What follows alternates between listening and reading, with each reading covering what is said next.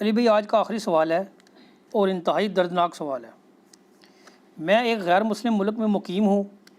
ہم میاں بیوی ویسے تو اکٹھے ہی رہتے ہیں، لیکن پچھلے 6 سال سے ہمارا آپس میں کسی قسم کا جنسی ریلیشن نہیں ہے۔ آج سے تقریباً 4 سال قبل ایک دن میری بیوی نے مجھ سے ازدواجی تعلق کی خواہش ظاہر کی اور ہم نے تعلق قائم بھی کر لیا۔ پھر کچھ عرصہ بعد وہ حاملہ بھی ہو گئی۔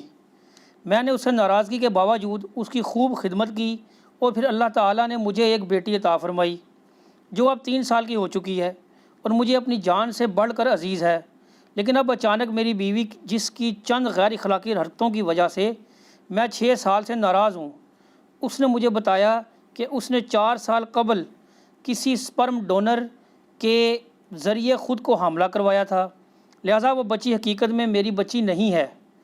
اس دن سے میں انتہائی پریشان ہوں اور ذہنی کشمکش کا شکار ہوں۔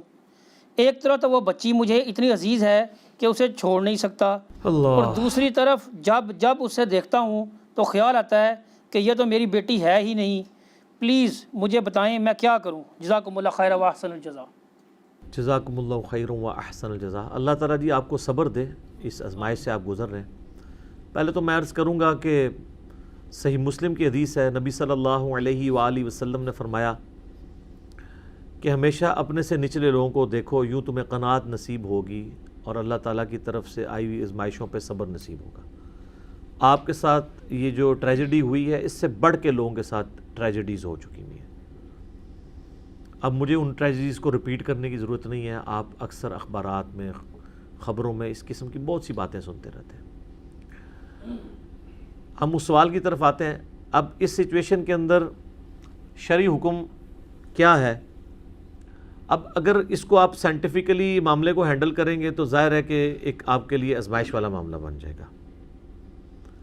صحیح بخاری اور صحیح مسلم میں ایک حدیث موجود ہے، اور حدیث کی کتابوں میں بھی ہے، بخاری مسلم میں آ گئی تو مین کتابوں کے اندر وہ حدیث آ گئی کہ نبی علیہ السلام کے مبارک زمانے میں بھی اس قسم کا ایک واقعہ ہوا۔ سعد ابن ابی وقاص رضی اللہ تعالیٰ عنہ کہتے ہیں کہ میرا جو بھائی تھا نا عتبہ، اس نے مجھے ایک لونڈی کے بارے میں یعنی وصیت کی کہ اس سے جو اولاد ہے وہ میری اولاد ہے، کیونکہ اس نے اس کے ساتھ ایک ناجائز تعلق قائم کیا ہوا تھا، حالانکہ وہ لونڈی کسی اور کی تھی۔ تو وہ کہتے ہیں میں اس اولاد کے دعوے کے لیے نبی علیہ السلام کے پاس جب پہنچا، اور ظاہر ہے کہ وہ جس کے پاس تھی وہ بھی اپنے دعوے کے طور پہ پہنچا، تو نبی صلی اللہ علیہ وآلہ وسلم نے فرمایا کہ اولاد اس کی شمار ہوگی جس کے بستر پہ پیدا ہوئی ہے، اگرچہ وہ پیدا کسی اور کے تعلق کی وجہ سے ہوئی ہے، لیکن شریعت نے تو آپ کو اصول دینا ہے نا، اس طرح تو پھر سارا معاملہ ہی بگڑ جائے گا۔ اب آج آپ کہیں گے ڈی این اے ٹیسٹ کروا لیتے ہیں، فلاں کروا لیتے ہیں، فلاں کروا لیتے ہیں، اس وقت تو بالکل کلیئر تھی وہ والا معاملہ، بلکہ اس حدیث میں آتا ہے کہ وہ جب اولاد پیدا ہوئی تو واقعی اس کی شکل بھی اس کے ساتھ ملتی تھی جس کا یہ دعویٰ تھا۔ تو نبی علیہ السلام نے صرف ایک چیز اس میں ایڈ کر دی کہ جو وہ جو بچہ پیدا ہوا اس کی وہ جو یعنی آپ سمجھ لیں ماں لگتی تھی یا اس کی جو بہنیں لگتی تھی، ان کو کہا کہ تم نے اس سے پردہ کرنا ہے۔ یہ آپ نے اس میں ایک ویلیو ایڈیشن والا معاملہ اس اعتبار سے کر دیا۔ باقی آپ نے فرمایا کہ یہ اولاد اسی کی شمار ہوگی۔ تو شرعی مسئلہ یہ ہے کہ اگر کوئی اولاد یعنی آؤٹ آف ویڈ لاک بھی پیدا ہوئی ہے کسی عورت کی، تو وہ جس کی بیوی ہے نا، اس کے بستر پہ جب پیدا ہوگی وہ اس کی اولاد شمار کی جائے گی۔ یہ پیٹ مسئلہ ہے۔ اس کے تحت وہ اولاد اب آپ کی ہے، وہ اس کی ولدیت بھی آپ کی لکھی جائے گی جنہوں نے یعنی سوال کیا، لہذا ان کو ٹینشن لینے کی ضرورت نہیں ہے، اس معاملے کو آگے لے کے چلیں۔ باقی ان باریکیوں میں پڑھنے کی ضرورت نہیں ہے، یہ خبر صحیح بھی ہو سکتی ہے، غلط بھی ہو سکتی ہے۔ اب اس کی تحقیق کرنے کی بھی ضرورت نہیں ہے ڈی این اے ٹیسٹ کے ذریعے، کیونکہ ڈی این اے ٹیسٹ کے ذریعے باہر وہ انسانی کوشش ہے، صحیح رزلٹ بھی آ سکتے ہیں، غلط بھی آ سکتے ہیں۔ اگر صحیح بھی آ جائیں اس طرح کے جس طرح کہ آپ سمجھ رہے ہیں، تب بھی شرعی حکم ہم نے شریعت کو یہ فالو کرنا ہے کہ وہ آپ کی اولاد شمار ہوگی کیونکہ وہ آپ کے بستر پہ پیدا ہوئی ہے. اب آپ اس کی پرورش کریں اور اپنے معاملات کو اس طریقے سے آگے لے کے چلیں. یہاں پہ میں ایک اور بات بھی عرض کر دوں اسی سے ریلیٹڈ. صحیح بخاری اور صحیح مسلم میں حدیث ہے, نبی علیہ السلام نے فرمایا کہ جس شخص نے اپنے آپ کو کسی اور باپ کی طرف منسوب کیا خود سے اور وہ اس کی اولاد نہیں تھا, تو ایسے شخص کے اوپر جنت حرام ہے. کوئی اپنے باپ کا نام نہیں بدل سکتا. بخاری اور مسلم دونوں میں ایک حدیث ہے, مسلم میں ذرا ڈیٹیل ہے کہ مولا علی علیہ السلام نے ایک صحیفہ نکالا اپنی تلوار کی نیام میں سے جس میں کچھ احکامات لکھے تھے. ان میں ایک یہ تھا کہ جو شخص اپنے باپ کا نام بدل دے اور اپنے آپ کو کسی اور باپ کی طرف منسوب کرے, اس پہ اللہ کی لعنت, اللہ کے فرشتوں کی لعنت اور تمام لعنت کرنے والوں کی لعنت, اور قیامت والے دن اللہ تعالیٰ نہ اس کا کوئی فرض قبول کرے گا نہ کوئی نفل قبول کرے گا, والعیاذ باللہ تعالیٰ. ایک اور حدیث ہے بخاری و مسلم میں کہ جس شخص نے اپنے آپ کو کسی غیر باپ کی طرف منسوب کیا اس نے کفر کیا. یعنی ایک بہت اسٹرکٹ مسئلہ ہے. اس لیے آپ دیکھیں اسلام میں باپ کا نام ساتھ بولا جاتا ہے نا. یہ جو پبلک میں مشہور ہے نا قیامت والے دن ماں کے نام کے ساتھ بلایا جائے گا, بالکل جھوٹ ہے. صحیح بخاری میں امام بخاری نے باقاعدہ اس کے اوپر باب باندھا ہے کہ یہ متھ پبلک میں مشہور ہے, اور وہ حدیث لے کے آئے کہ جو خائن شخص ہے اس کے لیے قیامت والے دن ایک جھنڈا قائم کیا جائے گا اور کہا جائے گا یہ فلاں بن فلاں کا ہے. تو فلاں بن فلاں جب عرب میں کلچر میں کہا جاتا ہے تو وہ باپ کی طرف منسوب ہوتا ہے, تو باپ کے نام سے ہی پکارا جائے گا قیامت والے دن. ان احادیث کی روشنی میں یہ خود ایک کبھی گناہ ہے, لیکن اس میں ایکسیپشن یہ ہے کہ جس کے بستر پہ اولاد پیدا ہو رہی ہے نا وہ باپ اس کا شمار کیا جائے گا. اور اس کے اوپر بھی ہمارے پاس ایک پریکٹیکل کیس موجود ہے بخاری اور مسلم دونوں کے اندر. سیدنا ابو بکرہ ایک صحابی, ایک لفظ ہے ابو بکر, وہ تو ہمارے خلیفہ اول ابو بکر صدیق رضی اللہ تعالیٰ عنہ علیہ السلام ہے. ایک ابو بکرہ لفظ ہے, وہ بھی صحابی, یہ بھی میل نام ہے. اگر اردو میں ہوتا تو آپ کہتے ہیں کوئی فیمیل نام ہے کیونکہ ہیلا گئی آگے, ٹھیک ہے, جیسے طیب سے طیبہ, ٹھیک ہے. تو ان کے بارے میں آتا ہے بخاری اور مسلم دونوں میں ہے. مسلم میں ذرا تفصیل کے ساتھ ہے کہ ان کا ایک بھائی تھا, رشتے میں بھائی لگتا تھا, اس کا نام تھا زیاد, جو حضرت علی کا بڑا قریبی تھا ان کی دور خلافت میں. بعد میں حضرت معاویہ نے اس کو یعنی وہ لالچ دے کے تو خرید لیا. یہ عبید اللہ ابن زیاد کا باپ, جس کے بارے میں بخاری میں آتا ہے کہ سیدنا حسین ابن علی کا سر کاٹ کے عبید اللہ ابن زیاد گورنر کوفہ کے سامنے تشت میں رکھا گیا, نعوذ باللہ. اللہ کی لعنت ہو جنہوں نے اہل بیت پہ ظلم کیا, ان پہ اللہ کی لعنت, اللہ کے فرشتوں کی لعنت اور تمام لعنت کرنے والوں کی لعنت, آمین. تو وہ عبید اللہ ابن زیاد کا باپ زیاد تھا, وہ گورنر کوفہ تھا, اس کے بعد یہ بنا. تو حضرت معاویہ کا وہ دست راست بن گیا. حضرت معاویہ وہ بہت بہادر دلیر آدمی تھا, ہے شیعان علی میں سے تھا.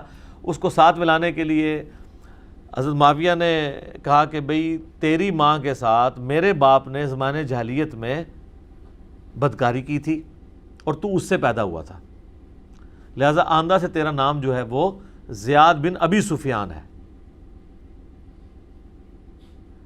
اس کا نام چینج کر دیا.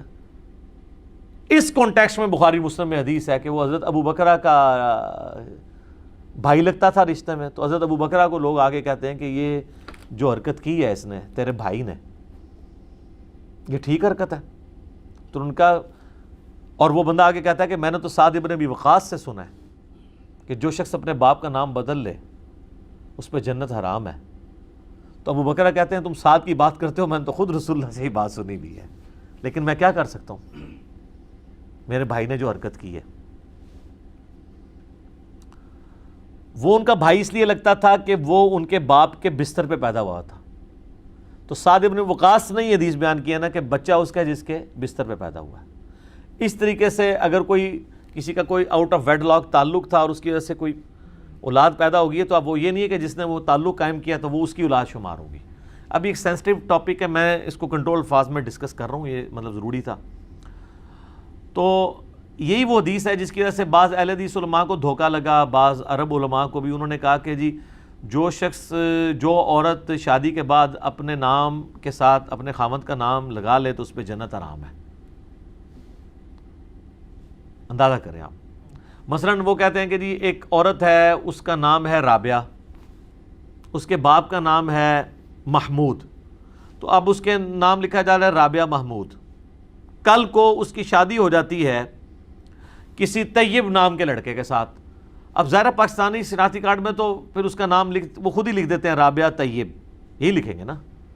تو وہ کہتے ہیں کہ اب اس نے اپنا نام باپ کی بجائے کسی اور باپ کی طرف، خدا کا نام ہے، شرم آتی ہے اس کو ڈسکس کرتے ہوئے بھی کہ وہ کسی باپ کی طرف نہیں، وہ اپنے خاوند کی طرف اپنے آپ کو منسوب کر رہی ہے. اس نے اپنے باپ کا نام نہیں بدلا. اور شناختی کارڈ پہ آپ ذرا دیکھیں، شادی کے بعد جو شناختی کارڈ بنتا ہے اس پہ باپ کا نام نہیں لکھا ہوتا، خاوند کا نام لکھا ہوتا ہے. تو حدیث کیسے فٹ ہو جائے گی؟ حدیث تو تب فٹ ہو کہ جب وہ اپنے باپ کے نام کی جگہ اس کا نام لکھوائے. وہ کہتا نہیں نام میں چونکہ ساتھ لگا تھا تو نام تو اس کا محمود ہے ہی نہیں تھا، نام اس کا رابعہ تھا. یہ تو ساتھ پکارنے کے لیے نسبت کے طور پہ تھا نا. اب جب اس نے طیب لگایا تو وہ شادی شدہ لوگوں کو بھی پتا ہے کہ یہاں پہ کلچرل ہے. اس نے رابعہ بنت طیب تو نہیں کر دیا نا. لیکن کامن سینس تو اتنی کامن نہیں ہوتی. علماء عرب نے باقاعدہ فتوے دیے ہیں کہ خاوند، اہل حدیث علماء بھی ہیں ان فتووں کو لے کے چل رہے ہیں. تو میں نے بہت پہلے اس پہ ایک کلپ میں ریکارڈڈ ہے، کیا شادی کے بعد عورت اپنا نام بدل سکتی ہے یا خاوند کا نام لگا سکتی ہے؟ تو بالکل لگا سکتی ہے. وہ یہ والی حدیثیں فٹ کرتے تھے. تو اس میں بھی میں نے بتایا تھا کہ یہ وہ جرم نہیں ہے، جرم یہ ہے کہ اگر وہ اپنے باپ کا نام بدل دیں. پھر میں نے کہا تھا، عرض کیا ہے کہ جن لوگوں کی وکالت آپ کر رہے ہیں، جس بنو امیہ کے آپ غلام بنے ہوئے ہیں اور ان کے غلط کرتوتوں کا آپ دفاع کر رہے ہیں، ذرا ان کی ہسٹری کھول کے دیکھیں. جو ایگزیکٹلی باپ چینج کرنے والا کام ہے وہ تو آپ کے ماموں نے کیا ہوا ہے. اس امت میں پہلا کام، اور یہ سر کوئی کہانی شریف نہیں ہے، بخاری مسلم ہے. مسلم شریف میں باقاعدہ ڈیٹیل سے موجود ہے، بخاری میں بھی ہے. اور بخاری و مسلم کی اس حدیث کہ جس نے اپنے آپ کو کسی دوسرے باپ کی طرف منسوب کیا اپنا مقام، اس پہ جنت حرام ہے.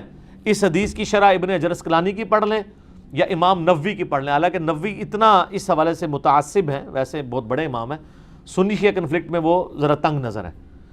آخری درجے تک وہ دفاع کرتے ہیں آل امیہ کا. یہاں پہ انہوں نے بھی دفاع نہیں کیا. انہوں نے کہا کہ یہ اسی موقع پہ حدیث ہے جو حضرت معاویہ نے غلط کام کیا تھا اور امت میں یہ پہلی دفعہ بدعت شروع ہوئی. ایگزیکٹلی باپ کا نام چینج کروا دیا. استغفر اللہ واتوب الیہ. اس لیے مولانا مودودی رحمہ اللہ تعالیٰ نے خلافت و ملوکیت میں چند ایک جو بڑے بڑے یعنی اس ملوکیت کے دور میں برے کام ہوئے، ان میں اس کو بھی ٹاپ آف دا لسٹ لے کے آئے ہیں.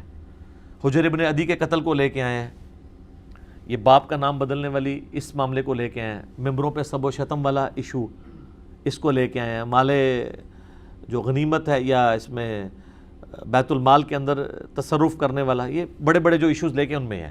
اور آپ حیران ہوں گے کہ مولانا تقی عثمانی صاحب جو بندیوں کے مفتی ہیں، انہوں نے جو ہے وہ امیر شام کے دفاع میں کتاب لکھی تو انہوں نے اس واقعے کو، جس کا آج تک امت نے کبھی انکار نہیں کیا، یہ والا زیاد کے باپ کے نام بدلنے والا، زیاد بن ابی سفیان کرنے والا، تو انہوں نے اس کے لیے پتہ نہیں کیا کچھ کہانیاں گھڑی کہ جی اس زمانے میں وہ بھی نکاح ہی تصور کیا جاتا تھا، وہ اس طرح ہو جاتا تھا تو وہ ہو جاتا تھا تو یہ ہو جاتا تھا. یہ 14ویں صدی کا مولوی کہہ رہا ہے، اور جو اس زمانے میں صحابہ ہیں، اور وہ صحابی جو زیاد کا بھائی ہے ابو بکرہ ماں کی طرف سے، کیونکہ اس کے بستر پہ وہ پیدا ہوا تھا، اس کے باپ کے بستر پہ، وہ بھی اس پہ فٹ کر رہا ہے کہ میرے بھائی نے غلط حرکت کی ہے. اور یہ 14ویں صدی میں آ کے دفاع کر رہے ہیں اس واقعے کا. امام نووی جو کوئی موقع نہیں جانے دیتا یو ٹرن لینے کا اس طرح کے معاملات کے اوپر، تو اس نے بھی یہاں پہ غیرت کھائی ہے کہ یار میں دفاع نہ کروں. ابن حجر اسقلانی تو خیر آؤٹ سپوکن ہے اس مسئلے میں، وہ تو آل امیہ کو نہیں چھوڑتے، انہوں نے بخاری میں لکھا ہے. یہ میں امام نووی کی بات کروں، بڑے لوگوں کو تکلیف ہوگی، ظاہر ہے بڑے امام ہیں، بہت بڑے امام ہیں 7ویں صدی ہجری کے اندر، صرف 45 سال کی عمر میں فوت ہوئے ہیں. مسلم شریف کے ابواب انہوں نے لکھے ہیں، یہ بہت بڑی ان کی خدمت ہے، ہم ان کا بہت احترام کرتے ہیں. لیکن یہ جو میں نے کہا نا کہ وہ سنی شیعہ کنفلکٹ میں بعض اوقات بہت یعنی تنگی نظر کا مظاہرہ کرتے ہیں. اس کا ثبوت یہ ہے جو مسلم شریف میں حدیث ہے 6220 کہ حضرت معاویہ نے حکم دیا سعد ابن ابی وقاص کو، پھر کہا کہ تمہیں کون سی چیز مانے ہے کہ تم ابن ابی طالب کے اوپر سب نہیں کرتے. تو انہوں نے پھر آگے سے حضرت علی کے 3 فضائل سنائے تھے، اور سٹارٹ میں کہ انہوں نے کہا میں کبھی بھی علی کو برا نہیں کہوں گا، کبھی سب و شتم نہیں کروں گا. 3 باتیں میں نے علی کے بارے میں رسول اللہ سے ایسی سنی ہیں. پھر انہوں نے 3 فضیلتیں بتائیں کہ علی کی میرے ساتھ وہی نسبت ہے جو ہارون کی موسیٰ کے ساتھ، مگر میرے بعد کوئی نبی نہیں. پھر کل میں اس شخص کے ہاتھ میں جھنڈا دوں گا جو اللہ اور اس کے رسول سے محبت کرتا ہے، اللہ اور اس کا رسول اس سے محبت کرتے ہیں. سیدنا علی کو جھنڈا دیا خیبر کا. ٹھیک ہے. اور تیسری آیت مبالغہ جب نازل ہوئی تو نبی علیہ السلام نے مولا علی، حسن حسین اور فاطمہ کو اپنی چادر کے نیچے لیا اور عیسائیوں سے مباہلے کے لیے پہنچے اور کہا کہ یہ میرے اہل بیت ہیں. یہ 3 فضیلتیں سعد ابن ابی وقاص نے گنوائیں. ان کا کہ یہ 3 فضیلتوں میں سے مجھے ایک بھی مل جاتی میرے لیے بڑی کافی تھی، سرخ اونٹوں سے بہتر تھی. تو علی کو میں کیسے برا کہوں جس کے پاس 3 فضیلتیں موجود ہیں. تو اس پہ امام نووی نے پتہ کیا کہا ہے؟ یہ جو آج کل ناسبی جو جواب دے رہے ہیں یہ نووی نے ان کو سکھایا ہوا ہے. انہوں نے کہا وہ اصل میں یہ پوچھنا چاہ رہے تھے کہ باقی لوگ تو گالیاں دیتے ہیں تو آپ کیوں نہیں گالیاں دیتے ہیں؟ مجھے وہ مطلب آپ فضائل سنائیں تاکہ میں بھی وہ فضائل بیان کروں. ہائے ہائے کڈی کوڑی بڑائی. تو پھر میں نے جواب دیا تھا کہ کہانی ہوتی ہے، چور اپنی لنگوٹی چھوڑ جاتا ہے. اس کا ایک طریق اسی سند کے اوپر سنن نسائی الکبریٰ کے اندر خصائص علی والے چیپٹر میں موجود ہے. اس میں وہ حضرت سعد ابن ابی وقاص کا بیٹا کہتا ہے کہ پھر جتنے دن معاویہ وہاں رہے مدینہ شریف میں، حضرت علی کی تنقیص کا ایک جملہ بھی اپنی زبان سے نہیں نکالا. جب حضرت سعد ابن ابی وقاص نے ان کو ڈانٹا تو وہ ڈانٹا اسی پہ تھا. اور ابن ماجہ میں بھی اس کا ایک طریق موجود ہے جو البانی صاحب اس کو صحیح کہتے ہیں، زبیر علی زئی صاحب اختلاف کرتے ہیں. بال البانی کے ماننے والوں کے لیے تو اس میں ہے کہ حضرت سعد غصے میں آئے اور کہا تو اس شخص کے بارے میں بات کرتا ہے جس کے لیے یہ فضیلتیں. انہوں نے ایک 4تھی فضیلت بتائی، من کنت مولا فہذا علی مولا. تو یہ میں نے نووی کا چونکہ ذکر کیا تھا تو وہ کہیں گے بھی امام نووی کو یہ کہہ دیا. اہل حدیث کو مزید ٹھنڈا کرنے کے لیے میں بتا دوں کہ امام نووی عام بندے کے لیے تقلید کو واجب قرار دیتے ہیں. لہذا آپ جو امام نووی کے جو اس وقت ٹھیکیدار بنے ہوئے ہیں صرف اس لیے کہ اس نے آل امیہ کا دفاع کیا ہے، تو آپ کے لیے اتنا کافی ہے کہ جس چیز کو آپ شرک کہتے ہیں نا اس کو وہ واجب کہتا ہے. اونٹ جاؤ بڑے مولویوں نہ لڑو. ہاں جب وہ اہل حدیث کا تو پورا مسئلہ اس پہ کھڑا ہے تقلید شرک. نووی کہتا ہے عام بندے کے اوپر واجب ہے، اور نووی نو تسی رحمت اللہ تے چھوڑ کے کچھ اور کہنا شروع کر دینا ہے. ٹھیک ہے نا. تو میں نے تو آپ کو پتہ ہے ہم تو اس وقت علمی میدان جنگ میں ہیں. ہم نے تو ہر چیز چلانی ہے. جہاں پہ علمی میزائل کی ضرورت ہوگی میزائل چلائیں گے، جہاں گرنیٹ کی ضرورت ہے گرنیٹ ہوئے گی، تو علمی جہاں قلم کی ضرورت ہے وہ قلم چلائیں گے. تو ان کو تو میں نے آر لگا دیا ہے کہ تسی تو پائی پہلے فکر کرو کہ وہ تقلید واجب کہنا ہے، تسی شرک کہندے ہو. شرک وڈا مسئلہ ہے، آل امیہ دا دفاع چھوٹا مسئلہ ہے. تو تواڈے سے اتنا ہی کافی ہے، کیونکہ یہ آج کل بڑا وہ امام نووی رحمہ اللہ کر کے وہ نووی کو، ان کو نووی سے کوئی ہمدردی نہیں ہے. نووی سے صرف اتنا ہمدردی ہے کہ وہ آل امیہ کا دفاع کرتا ہے، اور اس کے لیے وہ ملا علی قاری کے بھی اقوال لے آتے ہیں. حالانکہ ملا علی قاری کے اگر 2 اقوال ان کے حق میں ہیں تو 20 ان کے خلاف ہیں. تو میں نے اپنے ریسرچ پیپر میں بھی ڈال دی ہیں کہ انہوں نے کیا کیا جنگ صفین کے اوپر، امیر شام کے اوپر کیا کیا کامنٹس پاس کیے ہیں، عمار بن یاسر کے قتل کے اوپر کیا کیا کامنٹس پاس کیے ہیں. ٹھیک ہے. تو اتنے سخت الفاظ ہیں یہ سن بھی نہیں سکتے. اس لیے میں نے اس کو میٹھی پوڑی میں تک پہنچایا تھا. میں آج اس کو سکپ کر رہا ہوں. میرا ایک کلپ 3 لاکھ سے زیادہ لوگ یوٹیوب پہ دیکھ چکے ہیں، محمد بن عبد الوہاب شیعہ، جس میں نے تلک عشرۃ کاملہ 10 حوالے ان کے بیٹے کی کتاب سے پیش کیے تھے. اور میں نے کہا تھا کہ یہی باتیں بڑے نرم انداز میں ہم کرتے ہیں تو ہمیں یہ گالی دینے کی کوشش کرتے ہیں جو ان کو پلٹ کے پڑھتی ہیں ناسبیت کی شکل میں. تو جبکہ ان کے امام جن کو یہ بڑا امام سمجھتے ہیں انہوں نے تو یہ باتیں کی ہیں. ٹھیک ہو گیا جی. اللہ تعالیٰ سے دعا ہے جو حق بات میں نے کہی اللہ تعالیٰ ہمارے دلوں میں راسخ فرمائے. اگر جذبات میں میرے منہ سے کوئی غلط بات نکل گئی تو اللہ تعالیٰ ہمارے دلوں سے ہی اسے محو کر دے، ہمیں معاف بھی فرما دے، ہمیں کتاب و سنت کی تعلیمات پر عمل کر کے دوسرے بھائیوں تک پہنچانے کی توفیق عطا فرمائے. سبحانک اللہم و بحمدک اشہد ان لا الہ الا انت استغفرک و اتوب الیک وما علینا الا البلاغ المبین. جزاکم اللہ خیرا.